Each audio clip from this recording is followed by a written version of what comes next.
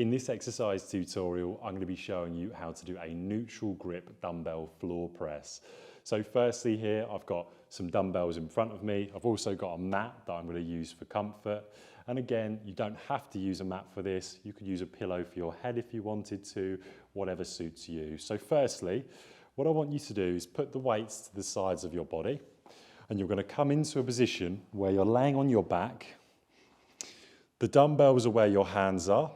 Get yourself nice and comfortable, feet hip width apart. And from here, the first thing I want to do is bring the weights into an upright position. From here, I'm now going to bring them into a neutral grip. So the neutral grip, when I'm in contact with the floor, I want the elbows to be in as far as they can be. So I want them touching the sides of my body.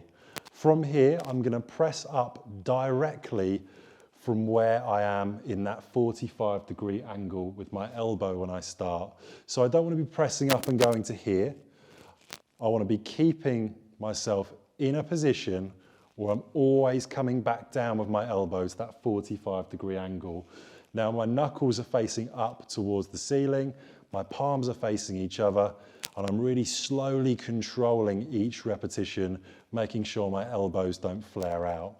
Now, because the main thing I'm doing here is elbow extension, the main primary muscle worked is going to be the back of your arm, so the triceps. Once you've done your repetitions, you're going to place the weights down, and then of course you can then pop them back to that start position when you're done. That would be how to do that neutral grip dumbbell floor press, and of course you would repeat that for your desired amount of sets and reps.